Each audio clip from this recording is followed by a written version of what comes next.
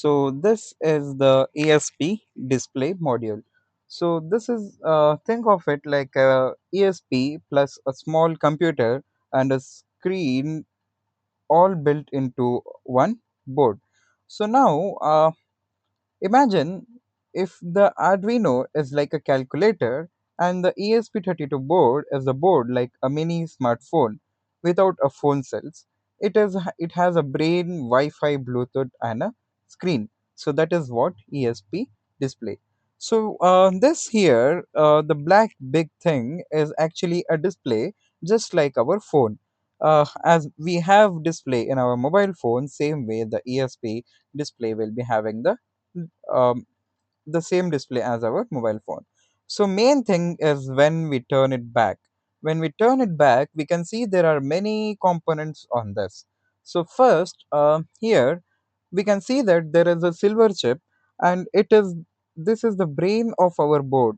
It does all the thinking. It can turn LEDs on and off, and it can read the sensors. It can connect to Wi-Fi, connect to Bluetooth, and control motors and display images and text. So we can think of it like a small CPU inside a computer. So now golden ribbon here, we can see that it is connected to somewhere. So actually this is a display connector, and this is connected to display to the ESP.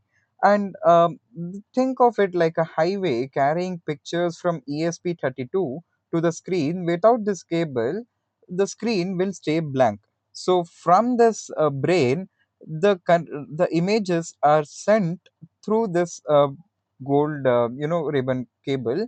So this is a display connector actually. So without this cable, the screen is nothing. So next, we have seen that there is a display. This here we can see the pictures, emojis, text, graph, clock, weather, and even games. So this is what it is used for. And then we have is a small slot here. If we zoom in, we can see that properly. Yeah, so this slot is used to insert the SD card, and it can store the files, like you can save the photos, music, videos, and sensor data. So it's like adding extra storage to our phone. So now here, exactly next to our SD card port, there is a USB port. So this is used to give the power to the board, upload the Arduino or ESP32 program, and think of it like charging and data cable center for the board. And after that, we have GIPO pins all over. So we can see that here there are many pins all over. So these pins will let us connect to the LEDs, sensors, buzzers, servo motors, and relay, ultrasonic sensor, DST11 sensor, PIR sensor, anything. They are like hands and ears of ESP32. And we have usually there are two buttons, but in this ESP which I had, we have only one button. So this R button used to boot when uploading the code and reset the board, like rebooting a computer will be using this button. So why is ESP32 and Arduino, how are they same, or what are the functionalities? So this board is actually a ESP32 board.